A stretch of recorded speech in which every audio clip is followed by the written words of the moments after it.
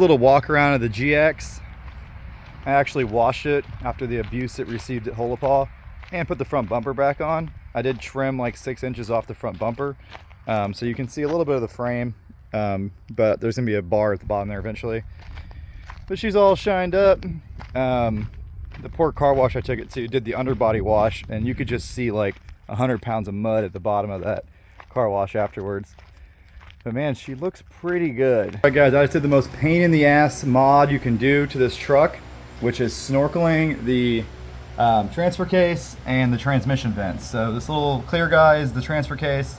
This guy right here is the transmission, most important vent line on the truck.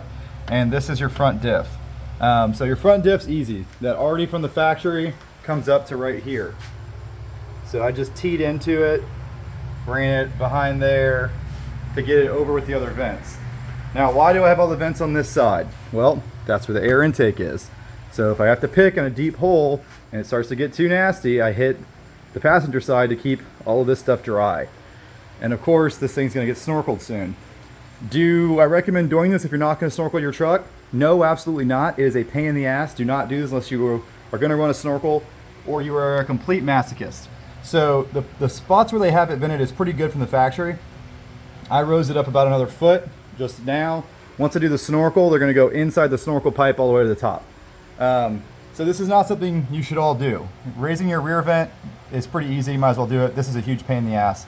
So let me talk you through where the transfer case and the transmission run to.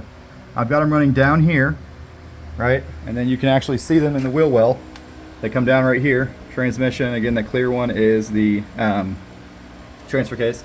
Follows the rear AC lines down to here. Now I got to get underneath the truck, unfortunately. And this is where it gets to be a real pain in the ass. So, then they come from that's the rear AC line, go behind that heat shield to protect them. Transfer case goes back to the transfer case. That's this guy right here I'm touching. And this transmission one goes way up on top of the transmission. You cannot see it. There's just no way. Do it all, it's all blind, you gotta do it all by feel. In order to get enough room to do it, I had to take out the bolts on the cross member and drop the transmission down 2 inches. That's the only way to get enough room to have your hand up there. Now, why did I go through all this trouble just to run some vent lines? Well, let me show you. So your factory transmission vent is this. That's all you have. So what it does is it brings it right up behind the bell housing, which is pretty high if you're not snorkeled. If you are snorkeled, it's not nearly high enough. But you can see that this line was starting to split and crack, if it'll focus. When I took it off, it actually split. So that's kind of scary, but that's your whole snorkel. There's a piece of hard metal line that goes into this, and that's where your transmission breathes. Only way I was able to find this was to look it up, look up a used transmission online, look at it. To get to that, I had to have one hand up on one side of the bell housing, one hand on the other, get a wrench up there, take off a bolt. Is a huge pain in the ass. But now I know where my vents are, which for me is peace of mind, so it's worth it. As we discussed previously, the rear differential vent is up inside the gas cap area. Never put a differential vent inside your car. If it's a nice car like this, it's just gonna smell like gear oil. Bilstein RC suspension, 5100s. I didn't go with the Eibach struts because these are tried and proven, and I like their bottoming resistance they have, how they're valved. And these are the Eibach springs though. So these are the, there's a part number. These are supposed to be 2 3/4 inch lift if you put them on your stock struts. Obviously, I'm not going to use the stock struts. They're old and the bottom bushings are totally wore out. That's the stock spring. To get that apart, I use the cheapo $40 Advanced Auto Parts spring compressor.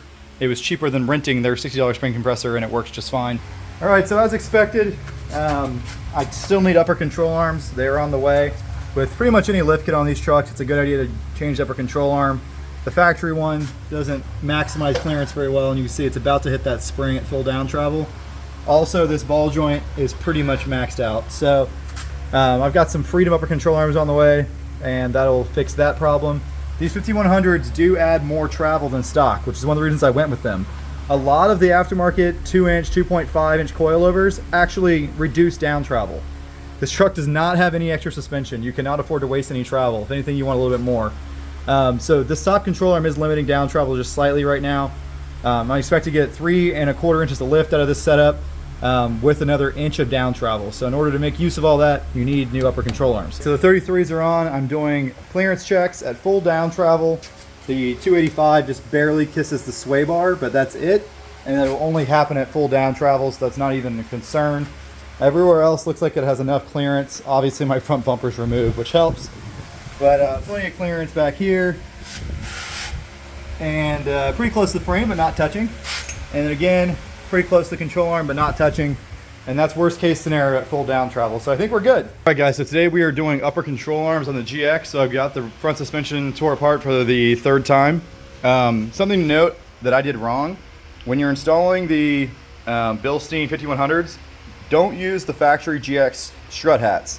Get some off a 4Runner. You see the difference there? It might not seem like a lot, but this is shorter, which means it lets the shock hang down farther, which means it's giving me like 1 inch too much down travel because of motion ratio, right? 1/2 inch here is 1 inch at the wheel. So I got these on there now, so that'll correct that issue.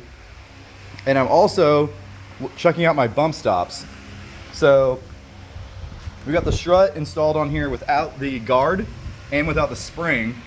You can see we're sitting on the bump stop at pretty much full up travel. And we've got quite a lot of shaft up here. So now I'm gonna put a piece of tape to mark the shaft, and then we're gonna bottom it out and see how much extra room we have. You always wanna make sure you're hitting your bump stop well before your shock's getting maxed out. So this is a check you have to do, or you should always do. If you buy suspension kits, you don't have to worry about it. But you see how much the strut top is sticking out there? Before it was flush, so we're correcting that as well. So now I'm gonna mark that, take it out, and see if I need to either add a bigger spacer right there or take those spacers out. Because you don't wanna waste any travel. So hopefully I can take those washers out now that I have the correct strut hats. Before, I definitely needed them. You can see that's where I start to hit my bump stop. So now I'm going to compress the shock fully and see how high the shock goes up into the hat. Hopefully it goes up in there at least here. And that means I'd have 1 inch of extra travel before I bottom out the strut. And that would mean I could take out my 1/4 inch spacers on my bump stops. The motion ratio is a little different between the bump stop and the strut, I know, but it's gotta be conservative. You should always have plenty of extra room to account for suspension deflection. As being a monotube shock compressor. So we're gonna see how far up the shock goes in there. Oh, that's a long travel stock. Here's your stock upper control arm. Here's the Freedom Off-Road knockoff upper control arm. So it's tubular, it's got braces on it, nice looking bushings. But most importantly, you can see the difference in the angle of the ball joints. This ball joint's, you know, more straight down. This one's canted out a lot. So this thing's designed to be on a lifted vehicle. Boot looks pretty good. Ball joint feels nice and tight and everything. And it's a little more high clearance. You can see I was rubbing right here. That won't be an issue because this is all tubular. It doesn't have this big stamped steel piece. So hopefully it won't even rub on these. So it solves the alignment problem, the down travel problem, and hopefully one of the rubbing problems. All right, so we got the upper control arms on. As you can see, there's tons of clearance between the spring and the control arm at full droop now. And with our new top hats, full droop isn't as scary looking as far as axle angles and stuff go. Pretty sweet for the price. Still need to tighten all the bolts once you put the weight on it. The shock bolt and the upper control arm. Upper control arm bolts are pretty easy to get out on this truck. There's actually a decent amount of room. I just loosened up this reservoir so I could get a little bit of wiggle on that line and took the battery out to make it easier, but overall not a bad job at all. Eibach, whatever. Coil spring conversion kit on the GX470. This is a 3-inch lift, 3.25 inches at 0 pounds. So I'll probably get about 3 inches at the loading I usually have. Really good instructions. Don't really need them, but they're good. So the conversion part of it is very simple. It's just this aluminum puck that goes in the bottom, gets bolted in place with this longer bolt. And then you have another puck that goes on the top that is plastic, and it gets bolted in place as well. I wish there was some nice rubber insulators. There's nothing like that. It's kind of a minimal kit, I guess. There you go. But it is very easy to install them. So the teardown required is to pull off your tire, pull off your shock. You can see the shock's off. Take out the airbag, take the line off of it. Take the line off first right here from this little pump guy. That'll let the air out of the airbags. That's your little reservoir. Unbolt the sway bar. I find it's easiest to unbolt those 2 bolts there and let it swing out of the way. And that lets you drop the axle down far enough to get the springs in and out. Obviously be careful not to damage any of your lines, your brake lines, and your ABS lines. You can see that they're already a little tight, so you gotta be careful not to damage any of those when you're letting your axle drop down to put the springs in. So yeah, it's pretty easy. And then the only thing that is tricky is to get that top perch bolted in there. You have to come up under here. The easiest thing I found is take a wrench, put some duct tape on the wrench so you can hold the nut with it, and just set it right there. Boom, run it in, done. Easy day. That works on the bottom one too pretty nicely. So yeah. All right, so there's a spring in position. I did have to remove this little bracket right here. I took the bolt off of that guy. See that missing bolt? To let the brake lines drop down some more. Gotta put that back in now. And I also use my spring compressors just to make it easy. So I have to fight with getting the spring in there. Right now it's got a little bit of pressure on it. I can still turn it. And that is, you know, with the axle probably 2 inches lower than my shock. So my new shocks are an inch longer. And yeah, should be good. Shouldn't have any spring popping out issues. And there really won't be a whole lot of preload with those longer shocks. So I would like to have a little more preload probably, but I wanted maximum travel, so we'll see what we get. Hopefully I won't have to drop the bump stops at all. If I do, it's very easy to make a little bracket. These are obviously pretty tore up because this thing has airbags that went out a few times over the course of its life, and it was driven on the bump stop. Doesn't seem to have hurt it. I looked at the axle and put a straight edge on everything. Nothing seems bent, which is great. But that won't ever happen again. These springs are a lot more simple. So now I'm going to remove this whole monstrosity up in here, which is all covered in mud. The compressor and the... Alright, so there's the system deleted. That's a little position sensor, air bladder, lines, wires, bracket, little thing there. There's the compressor itself, which is a pretty cool little compressor. I'll probably find something funny to do with it. Yes, you could have left all this stuff up there, but it's just more stuff for mud to sit on. So now this area is a lot more cleaned up looking. I just got to zip tie up all these wires that plugged into all this stuff, and then we're good to go. And there's also this connector right here that plugged in that position sensor. But yeah, it's a pretty complicated system to put air ride on a vehicle. But Toyota did a really good job with it, and I like how it breathed up in the frame, or up inside the car. It was pretty waterproof. Still worked when I took it apart. Right, so there's how it sits with the rear 3-inch springs. Obviously, I need to crank the front up to their highest setting to get it a little more level. I don't have much gear in it right now, so with some gear in the rear bumper, it'll probably go down 1/2 inch, but obviously it's sitting a lot higher in the rear than the front. Shocks in these new Skyjacker 3-inch lift monotubes. These are called N95s. That's the stock shock. Obviously it's got a connector on it for the electric suspension. This is the new one. Obviously I'm losing electric suspension, but it's a monotube, so it'll match the front. It'll ride a little stiff, but it'll have some good dampening. And most importantly, I picked the Skyjacker shock because it's got crazy good travel. For whatever reason, Skyjacker has better travel than all the other options. A lot of the 2 or 3-inch lift shocks for this truck don't give you any more down travel. So we're trying to determine now is if we're going to have to increase the bump stop drop in order to run this shock, aka will the shock bottom out before it hits the bump stop or before the bump stop fully compresses. That's the worst thing you can do. You'll destroy the shock. On a Jeep, you'll bend your frame. So what we got to do is, I already know that this shock will actually kiss this washer. I already tested that. So you got to measure with your tape measure the distance from the washer to the body of the shock where it would contact. So you see we're at about 8 inches. And then from the axle tube to the bump stop, we have 9 inches. Houston, we have a problem. That means the axle can go up 9 inches before it hits the bump stop. And you see the shock, if you went up 9 inches, would be bottomed out. So what that tells us is that we need to drop the bump stop at least 1 inch, which kind of sucks. Here's a comparison of the stock shock lined up at the back next to the, what do you call this guy? Skyjacker. The distance you're concerned with is from this flange right here, where your bottom washer is going to sit, to where the bottom washer is going to sit here, which is this flange. So we can measure that because we have a tape measure right here, and we shouldn't guess, we should use an instrument. And we can see that it's a difference of about 2¼ inches. That's at full extension. Now we're going to go to full compression and measure that. Assistant Giovanni, a great job. He's using his testicles. Okay, so which one's higher?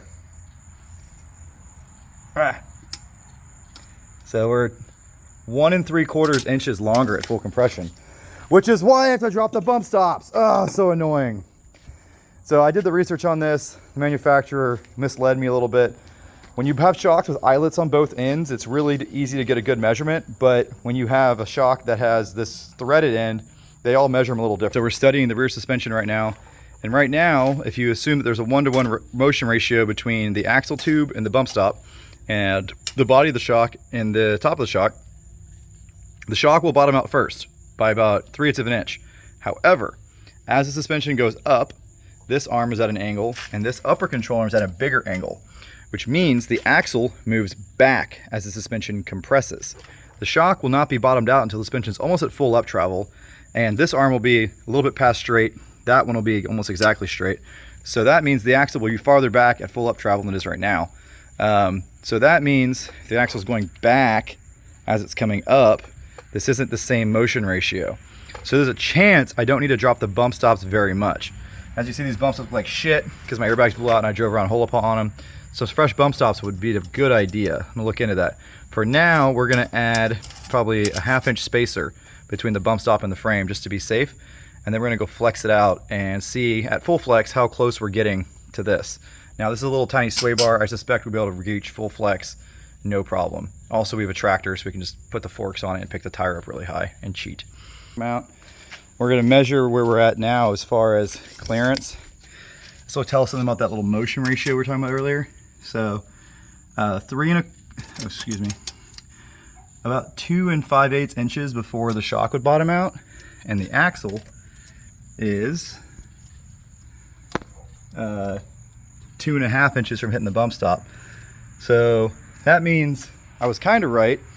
You see that the shock is angled back more because this control arms are straight now, but I didn't drop the bump stop quite enough. I dropped it 1/4 of an inch with these little spacers. Really needs to go down farther than that or install a fresh bump stop. Now the important thing to note is that right now the truck isn't getting to full flex.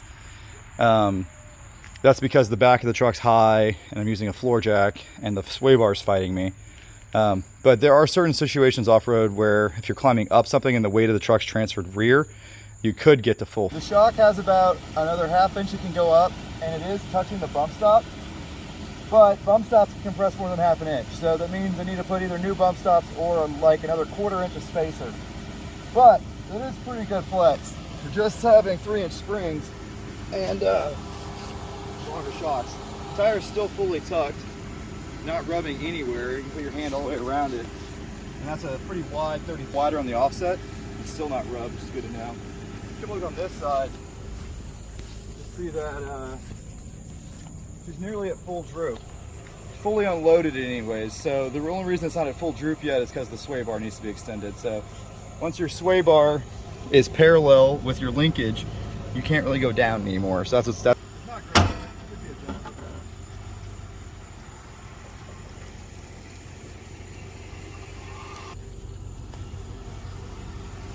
Looking good.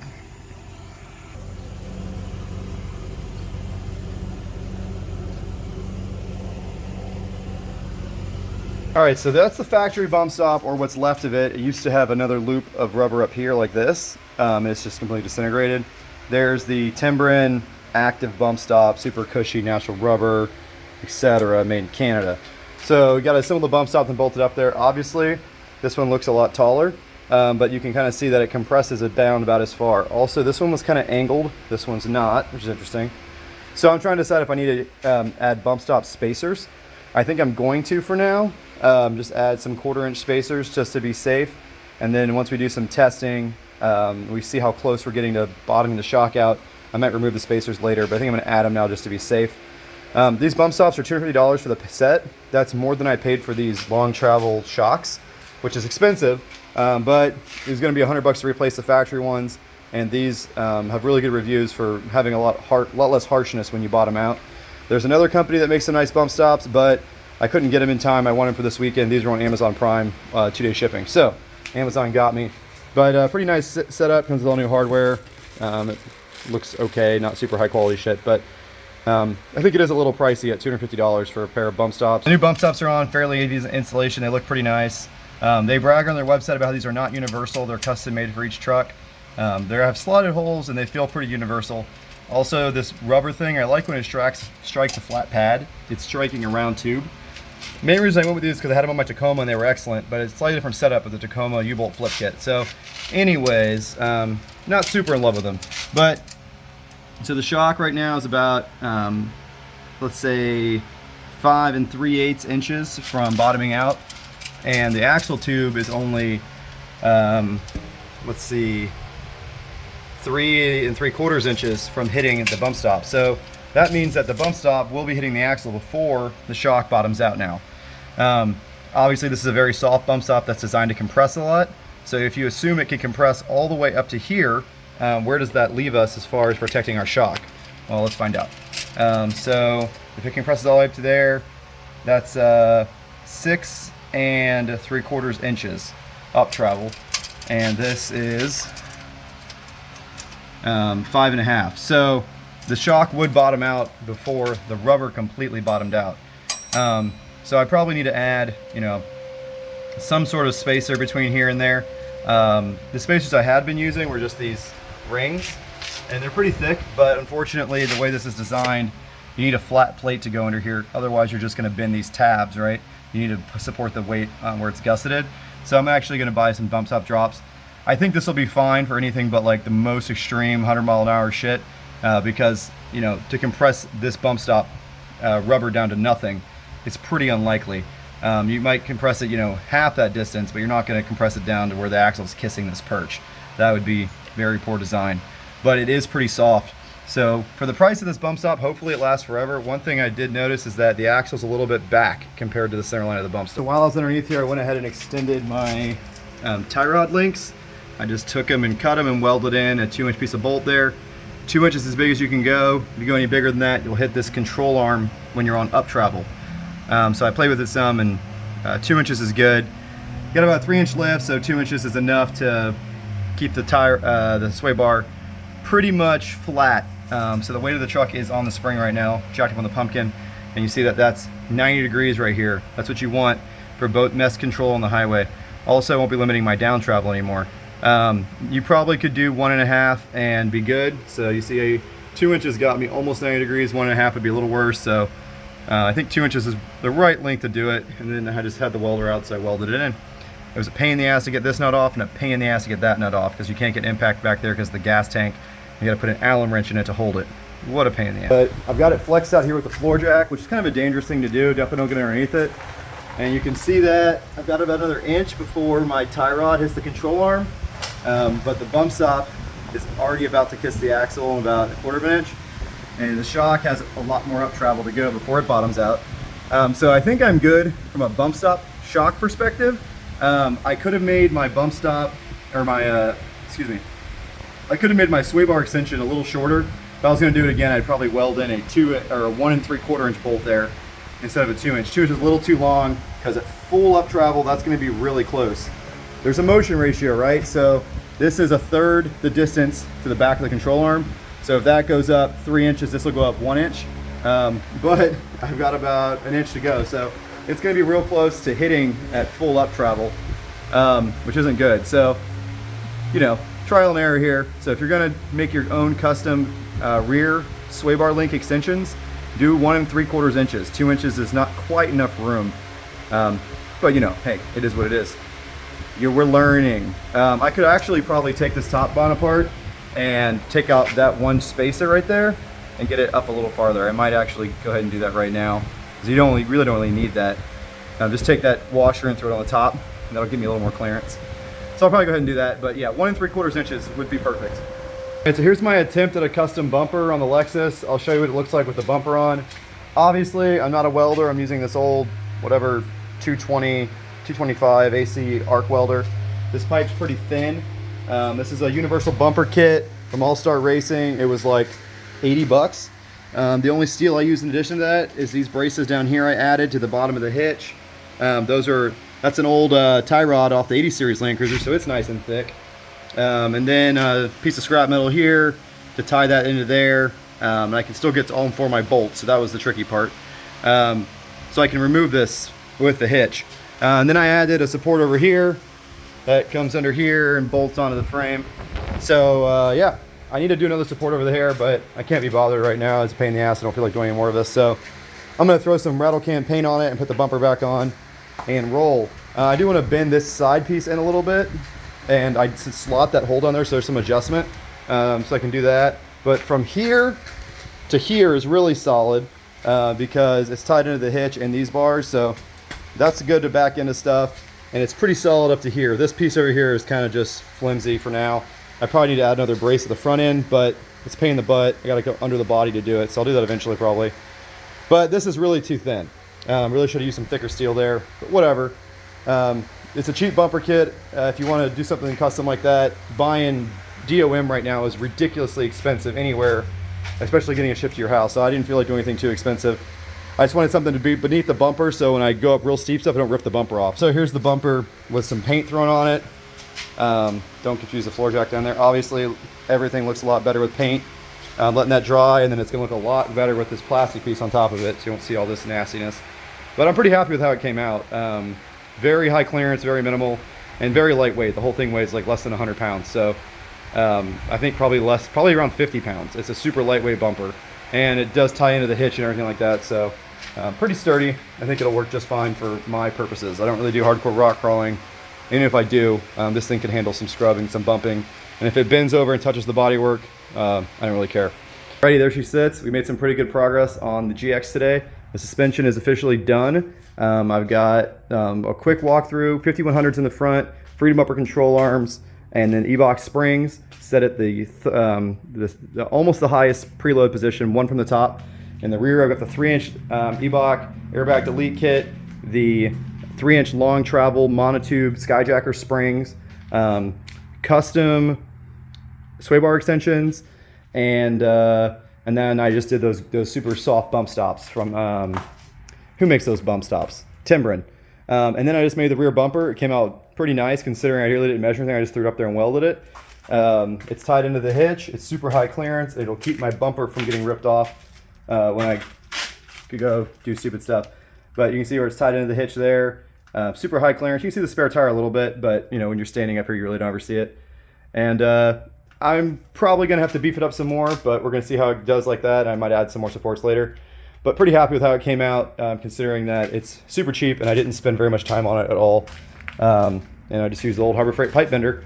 So I'm gonna do a similar bumper in the front just to kind of protect the plastics, and it's ready to romp. Really good departure angle now.